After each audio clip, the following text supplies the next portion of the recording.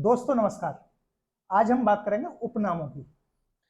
नाम जो है आपको आपके परिवार के द्वारा या आपके जन्म के समय नक्षत्र राशि के आधार पर आपको मिलता है, लेकिन उपनाम या आपके दूसरे नाम जो है आपकी कार्य योग्यता, क्षमता और आपके बिहेव के आधार पर या आपकी पर्सनल व्यक्तिगत छवि के आधार पर आपको मिलते हैं। जैसे रावण का पुत्र था मेघनाथ। मेघनाथ को हम इंद्रजीत भी कहते हैं। इंद्रजीत इसलिए क्योंकि उसने इंद्र को भी जीत लिया था। यह उसकी व्यक्तिगत सफलता, कार्य कुशलता थी। अब हम बात करें भारतीय इतिहास में। भारतीय इतिहास में ऐसे नाम हैं जिनको उपनामों से अधिक जाना जाता है। अब हम बात करें युवा तुर्क। आखिर युवा तुर्क किसके लिए प्रयोग किया जाता है? युवा तुर्क या यंग तुर्क। यंग यंग यानी युवा, इंग्लिश में यंग बोलते हैं युवा को। तो चंद्रशेखर जो हमारे पीएम थे, भारत के पीएम जो रहे, पूर्व पीएम, पूर्व प्रधानमंत्री चंद्रशेखर, उनके लिए युवा तुर्क, यंग तुर्क यूज किया जाता है। वहीं दूसरा क्या आपका है शांति पुरुष। आपको बताऊं शांति पुरुष ये इसलिए भी जरूरी है क्योंकि शांति पुरुष जैसे ही शब्द आया ना, आपके दिमाग में कहीं ना कहीं महात्मा गांधी का नाम आएगा। लेकिन महात्मा गांधी को बापू कहते थे, राष्ट्रपिता कहते थे, लेकिन शांति पुरुष जो है वो श्री लाल बहादुर शास्त्री के लिए प्रयोग किया था। किसके लिए? श्री लाल बहादुर शास्त्री के लिए। वहीं बात करें थर्ड, स्वर कोकिला। स्वर कोकिला, स्वर स्वर माने आवाज, आवाज यानी कि आवाज की कोकिला। देखो भारत को सबको पता है कि भारत की फिल्मी दुनिया में भजन हो, फिल्मी दुनिया हो, आध्यात्मिक गाने हो, उसमें जो आवाज आती है, अच्छी आवाज आती है, वो लता मंगेशकर की है। स्वर यानी जिसका स्वर कोकिल की तरह है, स्वर कोकिला, वो किसके लिए प्रयोग करते हैं? लता मंगेशकर के लिए। लेकिन भारत कोकिला, अब देखो स्वर जो आवाज की कोकिला यानी कि आवाज के लिए प्रयोग किया गया, वो किया गया लता मंगेशकर। लेकिन भारत की कोकिला यानी कि राजनीतिक, भारत से मतलब जब कोई चीज भारत के पूरे देश के बारे में सोचती है या देश के से पूरे देश से संबंध किसी चीज का हो जाए, तो वहां पे वो आप ये मान के चलो वो पॉलिटिकल मामला हो गया। तो भारत कोकिला कौन है? सरोजिनी नायडू। अब मैंने कहा ना भारत की राजनीति या भारत से संबंधित, आपको ये बताऊं कि सरोजिनी नायडू जो थी उत्तर प्रदेश की प्रथम राज्यपाल भी रही। उत्तर प्रदेश यूपी की वो प्रथम राज्यपाल थी महिला। क्या नाम था? सरोजिनी नायडू या नाइट एंगल ऑफ इंडिया। याद रखना है, नाइट एंगल ऑफ इंडिया या भारत की कोकिला। भारत की कोकिला जो थी, भारत की, जब भारत की बात आए यानी कि पूरे भारत देश की बात आए, राष्ट्र की बात आए, तो वहां पर क्या? सरोजिनी नायडू। लेकिन स्वर, केवल गले की बात आए, आवाज की बात आए, लता मंगेशकर जो थी वो उनका स्वर अच्छा था, आवाज अच्छी थी। लेकिन सरोजिनी नायडू के जीवन का असर जनता पर पड़ा। क्यों? क्योंकि वो राज्यपाल थी, उन्होंने देश के लिए काम भी किया, लेखक भी थी, उनकी कविताएं काफी फेमस रही। हॉकी के जादूगर, मतलब हॉकी जो होता है उसके जादूगर जो कहे जाते थे, वो कहे जाते थे मेजर ध्यानचंद। यानी हॉकी पर इतनी अच्छी पकड़ थी कि उन्हें हॉकी का जादूगर कहा जाता था। आपको देखो यहीं पे बताऊं कि एक मोहल्ले में, कॉलोनी में सब्जी वाला आता था। उसने किसी भी महिला का जो है नाम नहीं पूछा, लेकिन वो अपनी डायरी में लिख लेता था कि ये इसके इतने पैसे उधार, इतने पैसे उधार, कि इसके इतने पैसे उधार। और मजे की बात है कि उसमें कभी भी गलती नहीं हुई। अब एक महिला को ये संदेह हुआ कि आखिर ये कैसे पहचान लेता है ये व्यक्ति के सब्जी वाला कि किस में कितने पैसे, और नाम पूछा नहीं। तो उसने, क्योंकि उस सब्जी वाले ने अपना जो हिसाब रखा ना, वो प्रकृति से टच में रखा, कभी गलती नहीं होगी। नाम पूछता गलती हो जाती। क्या प्रकृति के टच में कैसे? नेचर के टच में कैसे? कि उसने नाम जो दे रखे थे महिलाओं को, उसकी शकल यानी जो ईश्वर ने दिया उससे टचमेंट में जो शकल दी है, रंग दिया, रूप दिया, जिसकी आंखें थोड़ी सी वाइट, माँ भूरी बिल्ली लिख लिया उसने, 20 रुपए उधार। जो काली हो वहां काली बिल्ली लिख लिया कि इस पर 50 रुपए उधार। जो लहरने वाली हो, ज्यादा मोल भाव करती हो, वहां लड़ंकिया लिख लिया। तो जो प्रकृति से टच में जब उपनाम दे दिए, वहां पर कोई उसकी गलती नहीं होती, वो सही जो हिसाब है ना उन महिलाओं को देता। और उतने ही पैसे लेता है जिस महिला पे जितने पैसे, कभी गलती नहीं हुई। ऐसे जो उपनाम मैंने पहले ही बताया, उपनाम जो होते हैं व्यक्तिगत छवि, आपकी कार्यकुशलता, आपकी योग्यता पे पड़ते हैं। क्योंकि मेजर ध्यानचंद जो थे हॉकी में अच्छा खेलते थे, इसीलिए उन्हें हॉकी के जादूगर के रूप में जाना गया। Grand old man of India दादा भाई नौरोजी, ये पारसी बुद्धिजीवी थे और सामाजिक नेता, सामाजिक कार्य करते थे और पारसी बुद्धिजीवी थे दादा भाई नौरोजी। दादा भाई नौरोजी, देखो दादा लगा रहा है ना, grand old man of India, यहां से ही मेल कर लीजिए। पंजाब केसरी, पंजाब केसरी जो है वो लाला लाजपत राय के लिए प्रयोग किया गया। किसके लिए पंजाब केसरी किया गया प्रयोग? लाला लाजपत राय। देखो साइमन कमीशन, रॉलेट एक्ट पास हुआ 1919 में, उसके 10 साल बाद के आखिर रॉलेट एक्ट का क्या प्रभाव पड़ा ये जानने के लिए 29 में आना था क्या? Simon commission, Simon commission. लेकिन ब्रिटिश सरकार ने 2 साल पहले ही, यानी कि 1927 को, कब? 1927 को साइमन कमीशन भेजा। साइमन कमीशन जब उन्होंने भेजा तो उसका विरोध हुआ, क्योंकि रॉलेट एक्ट जो था वो अंधा कानून था, काला कानून था।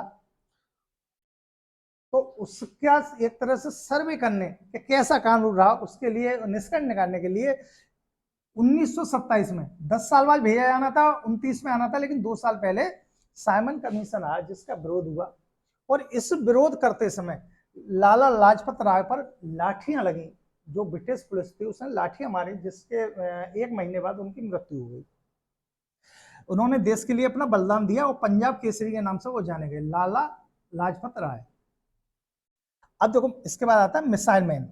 मिसाइल मैन सभी जानते हैं कि डॉक्टर एपीजे अब्दुल कलाम, इनको मोस्टली सभी को पता है कि मिसाइल मैन जो थे उन्होंने देश की सुरक्षा की मिसाइलों के लिए बहुत कार्य किए, डॉक्टर एपीजे अब्दुल कलाम। अब आइए नेताजी। देखो नेताजी जो है,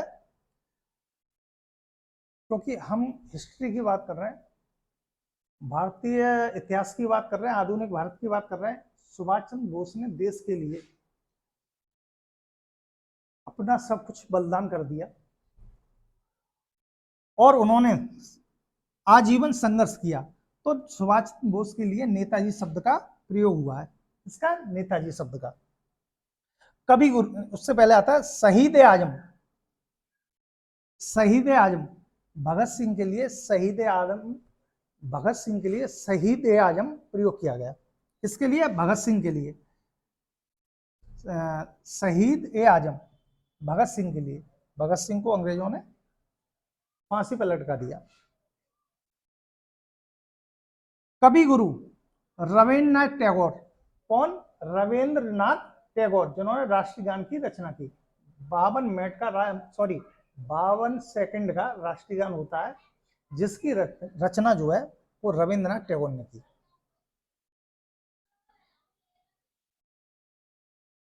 इसके बाद है राष्ट्रपिता बापू। तो राष्ट्रपिता और बापू शब्द प्रयोग जो होते हैं वो महात्मा गांधी के लिए होते हैं। किसके लिए होते हैं? महात्मा गांधी के लिए। Next, Shakespeare of India.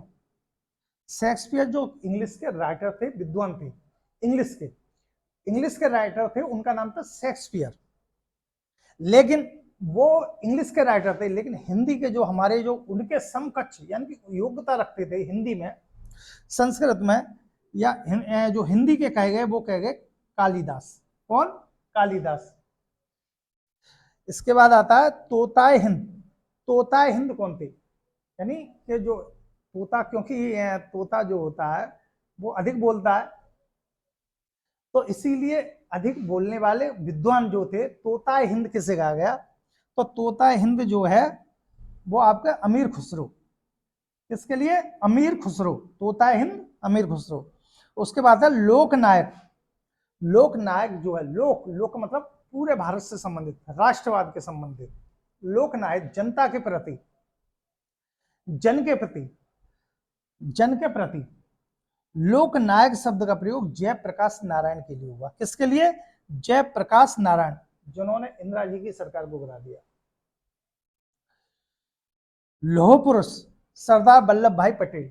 लौह पुरुष शब्द का प्रयोग, लौह मतलब आयरन मैन, एक तरह से ऐसे फैसले लेना जो कि टिपिकल हो। जब भारत को आजादी मिली और सभी राज्यों का विलय हुआ, तो उस समय हैदराबाद जो था वो भारत में मिलने के लिए तैयार नहीं था, और वो हिंदुओं का कत्लेआम, खून खराबा करने की बात कर रहा था। तो सरदार वल्लभ भाई पटेल ने रातों रात वहां आर्मी भेजकर हैदराबाद पर कब्जा किया और उसे भारत में विलय किया। लौह पुरुष लोकनायक लौह पुरुष सरदार वल्लभ भाई पटेल। जननायक, देखो जी है जननायक, एक होते हैं लोकनायक, जन से मतलब व्यक्ति, जन माने मतलब व्यक्ति से संबंधित जन होता है, वहीं लोकनायक ये पूरे राष्ट्र से संबंधित है, सभी लोक की जनता, मतलब पूरे राष्ट्र की जनता से संबंधित। तो जननायक जो थे वो कर्पूरी ठाकुर, कौन? कर्पूरी ठाकुर, जननायक के रूप में कर्पूरी ठाकुर, और लोकनायक के रूप में, लोकनायक जो थे वो जयप्रकाश नारायण, और जननायक कर्पूरी ठाकुर। आइए नेक्स्ट, कश्मीर का अकबर। कश्मीर का अकबर कौन था? जो आपका जो आगरा क्षेत्र था वहां तो अकबर सभी पढ़ा है आपने अकबर के बारे में, लेकिन कश्मीर का अकबर कौन था? अगर कश्मीर के अकबर की बात हो तो जैनुल अब्दीन, जैनुल अब्दीन जो थे वो कश्मीर के अकबर कहे जाते। वहीं हम बात करें सीमांतर गांधी, सीमांतर गांधी या फ्रंटियर गांधी, खान अब्दुल गफ्फार खान, क्या नाम था? खान अब्दुल गफ्फार खान। फ्रंटियर गांधी या सीमांतर गांधी किसे जाना जाता है? खान अब्दुल गफ्फार खान। इतिहास में ताऊ शब्द किसके लिए प्रयोग हुआ? ताऊ शब्द, आखिर ताऊ शब्द किसके लिए प्रयोग हुआ? तो आपको बताऊं कि ताऊ शब्द का प्रयोग चौधरी देवीलाल के लिए हुआ। किसके लिए? Chaudhary Devilal. Napoleon of India, देखो ये क्वेश्चन बहुत इंपॉर्टेंट है। नेपोलियन, क्योंकि नेपोलियन जो था वो फॉरेन विदेश का एक तरह से योद्धा था, उसकी हाइट कम थी, कहा जाता है कि वो अपने घोड़े पर बैठे बैठे नींद पूरी कर लेता था। लेकिन हम बात करें भारत के परिप्रेक्ष्य में, तो नेपोलियन ऑफ इंडिया समुद्रगुप्त के लिए, समुद्रगुप्त जो था वो आपका नेपोलियन ऑफ इंडिया शब्द प्रयोग किया गया समुद्रगुप्त के लिए। वहीं देवरतन, देवरतन या अजात शत्रु, देवरतन या अजात शत्रु प्रयोग जो किया गया वो किया गया डॉक्टर राजेंद्र प्रसाद के लिए। किसके लिए? डॉक्टर राजेंद्र प्रसाद के लिए। नेक्स्ट, उड़न पड़ी, यानी कि जो दौड़ने में इतनी स्पीड हो कि उड़ने के समान चले, उड़न पड़ी। किसे? पीटी उषा। किसके लिए? पीटी उषा के लिए। तो ये तीन नाम बड़ा फेमस हैं, लाल, पाल, बाल। ये तीनों कौन कौन थे? लाल, लाला लाजपत राय, पाल, बिपिन चंद्र पाल, और बाल, बाल गंगाधर तिलक। इनकी भारतीय आजादी में अहम भूमिका रही, भारत की आजादी में इनकी अहम भूमिका रही। लाल, पाल और बाल। लाल से मतलब लाला लाजपत राय, पाल से मतलब बिपिन चंद्र पाल, और बाल से मतलब बाल गंगाधर तिलक। अब आइए नेक्स्ट, चाचा। सभी जानते हैं कि चाचा शब्द का प्रयोग जवाहरलाल नेहरू के लिए किया गया। किसके लिए? जवाहरलाल नेहरू के लिए। नेक्स्ट, भारतीय नेपोलियन, समुद्रगुप्त। मैंने यहां भी शायद ऊपर लिखा नेपोलियन ऑफ इंडिया या भारतीय नेपोलियन, क्योंकि इंडिया यहाँ पर शब्द किया है, यहाँ भारतीय यूज किया है। बात एक ही है, कंफ्यूज मत होना, भारतीय नेपोलियन या नेपोलियन ऑफ इंडिया बात एक ही है, इंग्लिश और हिंदी का अंतर है। भारतीय नेपोलियन समुद्रगुप्त। अच्छा, इसके बाद आता विक्रमादित्य, किसके लिए प्रयोग किया गया? या देवराज या देवगुप्त, देवगुप्त, देवराज या विक्रमादित्य। तो आपको बता दूं ये चंद्रगुप्त द्वितीय के लिए इन शब्दों का प्रयोग हुआ, और इनका राज्य इतना बड़ा था कि आपका यानी हिंदुस्तान से लेकर और अरब तक पूरे राज्य पर इन्होंने शासन किया, और जो इनकी राजधानी थी वो थी उज्जैन, उज्जैन महाकालेश्वर मंदिर। विक्रमादित्य, देवराज या देवगुप्त, इनका जो था, मैं फिर बताऊं कि जो अरब तक, सऊदी अरब वगैरह था वहां तक इनका राज्य था। देव नाम प्रिय, देखो ये देव नाम प्रिय, देव नाम प्रिय, ये इसको विशेष ध्यान देना। देव नाम प्रिय जो है सम्राट अशोक के लिए प्रयोग किया गया। किसके लिए? अशोक के लिए। देव नाम प्रिय। पुड़िक, पुड़िक शब्द का प्रयोग, पुड़िक, पुड़िक शब्द का प्रयोग अजात शत्रु के लिए किया गया। किसके लिए? अजात शत्रु के लिए। आदि कवि, इतिहास में आदि कवि, देखो रामायण की जो रचना की आदि कवि वाल्मीकि ने की, उनके लिए आदि कवि शब्द का प्रयोग हुआ। महर्षि वाल्मीकि यानी आदि कवि जो थे महर्षि वाल्मीकि। आचार, आचार शब्द का प्रयोग भारतीय स्वतंत्रता संग्राम आंदोलन में आचार शब्द का प्रयोग विनोबा भावे के लिए किया गया। किसके लिए? विनोबा भावे के लिए। अब आप महाभारत काल में चले जाएंगे तो वहां तो आचार का प्रयोग द्रोणाचार्य के लिए हुआ।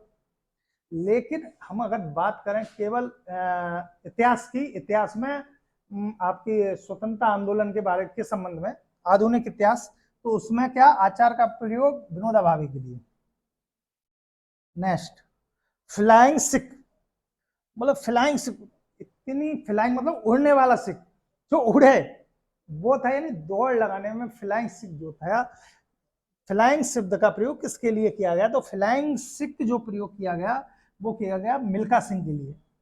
मिल्खा सिंह क्योंकि दौड़ने में बहुत तेज भागते थे, बिल्कुल उड़ते थे, जैसे पीटी उषा के लिए कहा जाता है उड़न पड़ी, ऐसे ही फ्लाइंग सिख जो किया गया वो मिल्खा सिंह के लिए। Iron lady of India, iron lady यानी लौह महिला, मतलब एक तरह से स्ट्रॉन्ग, पावर में जो स्ट्रॉन्ग हो, iron lady of India Indira Gandhi के लिए प्रयोग किया गया। Morning star of India, morning star भोर का तारा, भोर का तारा यानी कि सुबह का तारा। Morning star of India Bharat का सुबह का तारा, यानी कि भारत का सुबह का तारा किसके लिए प्रयोग किया गया? तो मैं बताऊं राजा राम मोहन राय, क्योंकि इन्होंने समाज सुधार के लिए बहुत कार्य किए। Next, Martin Luther of India, Martin Luther of India Dayanand Saraswati के लिए मार्टिन लूथर ऑफ इंडिया शब्द का प्रयोग किया गया। इसका Martin Luther of India Dayanand Saraswati के लिए।